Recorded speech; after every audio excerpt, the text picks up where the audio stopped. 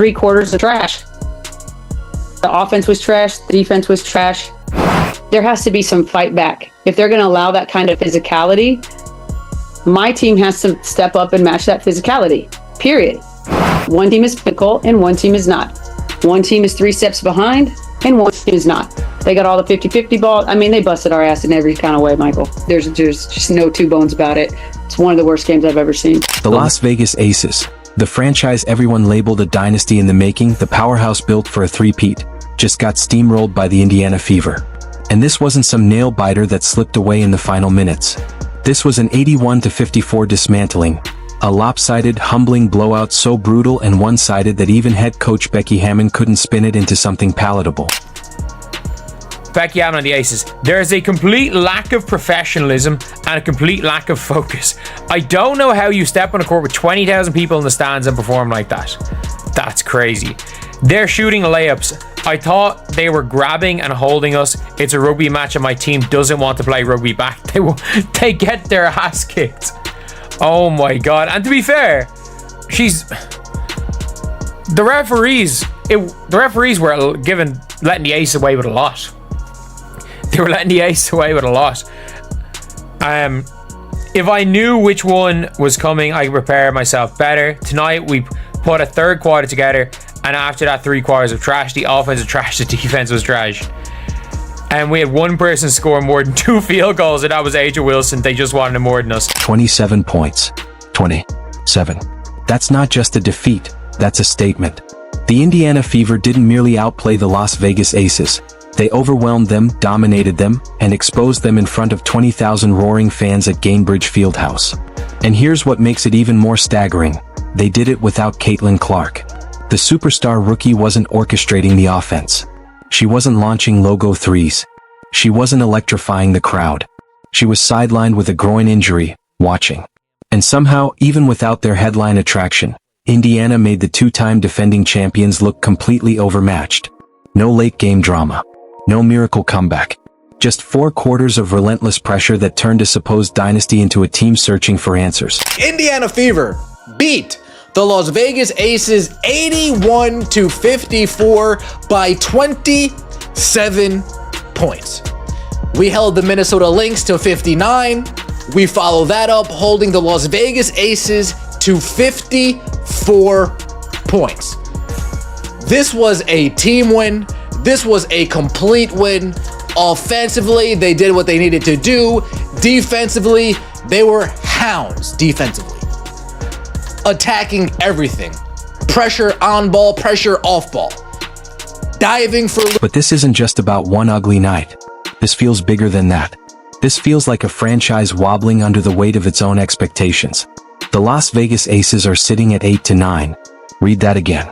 8 wins, 9 losses. For most teams, that's mediocre.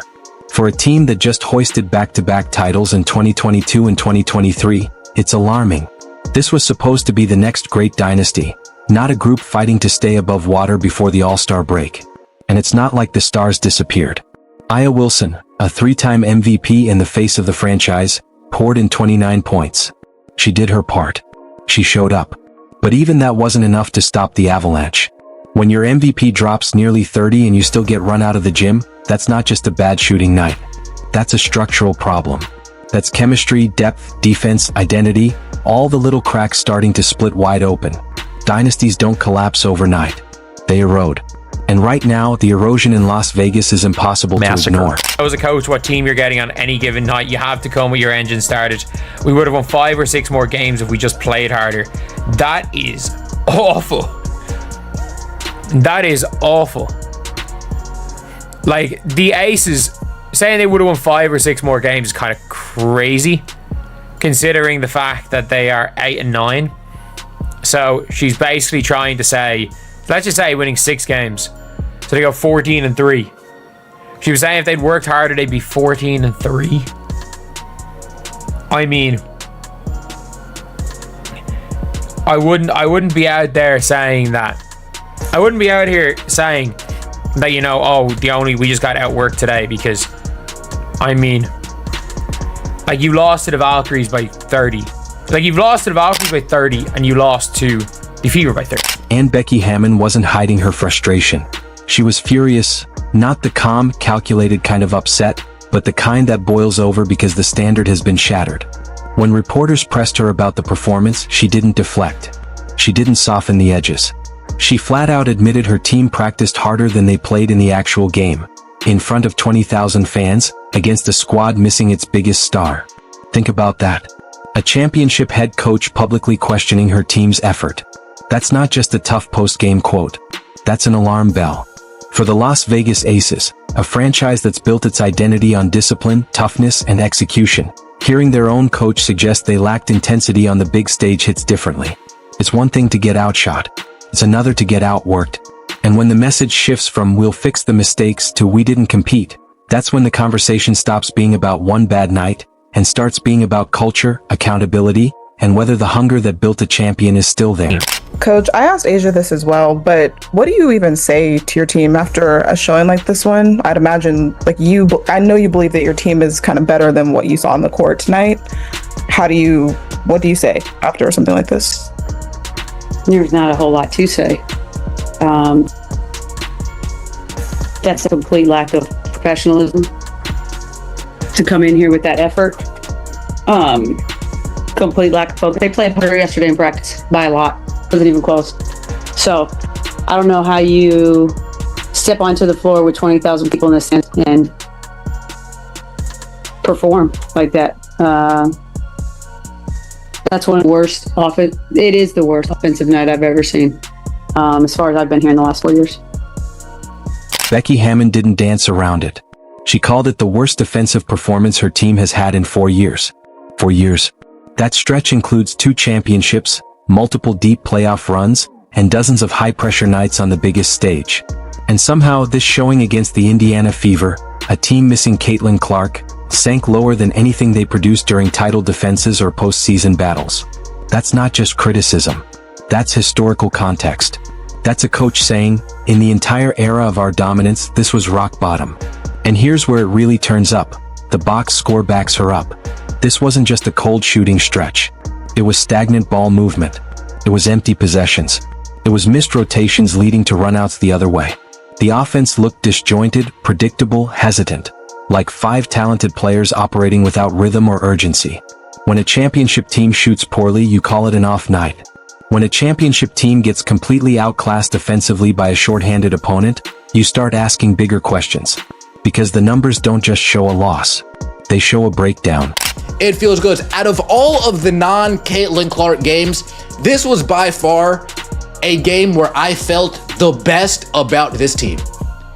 Of all the non-Caitlin Clark games, this was the game I felt the best about this team. They shared the ball. We had 24 assists on 31 shots. That's a good number. Inside, mid-range game, Kelsey Mitchell, mid-range came alive, took it to the rack. Couldn't really get going from the three-point line anybody other than Kelsey Mitchell. Ari McDonald, quality minutes from Ari McDonald on the defensive end, on the offensive end. 8 points, 7 rebounds, 7 assists. Folks, let's get right into it, shall we? The Indiana Fever beat up the Las Vegas Aces. Beat up, folks. If you're enjoying this breakdown, make sure to subscribe. Now let's really look at it. The Las Vegas Aces shot 26.2% from the field. 26.2%. That's not just below average. That's catastrophic for a professional offense. Aya Wilson went 9 of 18. That's solid. Efficient. Competitive. She did what a 3-time MVP is supposed to do. But everyone else? 7 made shots on 43 attempts. That supporting cast shot 16.3%. 16.3%. That's the kind of percentage you see in a nightmare first half. Not across an entire game from a championship roster. Jackie Young, a dependable scorer, finished with 6 points. Jewel Lloyd, the marquee offseason addition brought in to replace Kelsey Plum, scored 2. Chelsea Gray, the veteran floor general expected to orchestrate everything, also had 2. When your primary creator, your new scoring weapon, and your reliable wing combine for 10 points in a must-answer game, that's not random variance. That's spacing breaking down. That's offensive rhythm collapsing. That's confidence evaporating in real time. This wasn't just a cold stretch.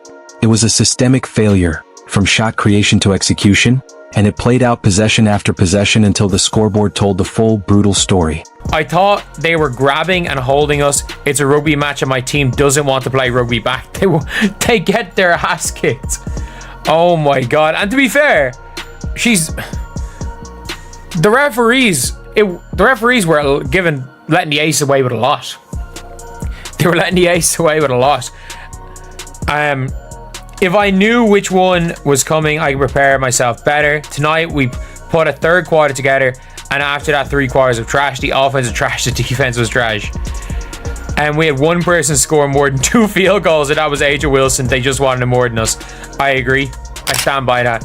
It's really hard to know as a coach what team you're getting on any given night. You have to come with your engine started. We would have won 5 or 6 more games if we just played harder. That is awful. That is awful. Like, the Aces saying they would have won 5 or 6 more games is kind of crazy, considering the fact that they are 8 and 9. So she's basically trying to say, let's just say winning 6 games, so they go 14 and 3. She was saying if they'd worked harder, they'd be 14 and 3. I mean, I wouldn't be out there saying that. I wouldn't be out here saying that, you know, oh, we just got outworked today, because, I mean, like, you lost to the Valkyries by 30. Like, you've lost to the Valkyries by 30, and you lost to the Fever by 30. And defensively, it somehow looked worse. The Indiana Fever dropped 81 points while shooting 49.2% from the field. Nearly half their shots went down. That's efficient, confident offense. The kind you get when a defense isn't disrupting anything. They racked up 24 assists. The Las Vegas Aces had 12. That's double the ball movement, double the connectivity. They won the rebounding battle 45-38. They committed 5 fewer turnovers. That's not one weakness, that's every category tilting the wrong way. Effort stats, hustle stats, execution stats, all of it. And Becky Hammon didn't sugarcoat that side of the ball either. When asked about the defensive breakdowns, she was even sharper.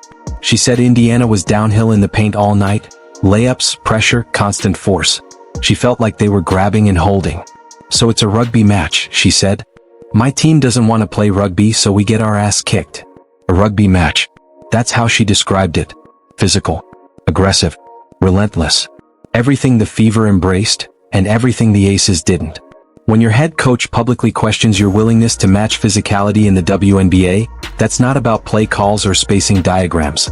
That's about mentality, toughness, competitive edge. And when that edge dulls, even a roster full of all-stars starts to look ordinary.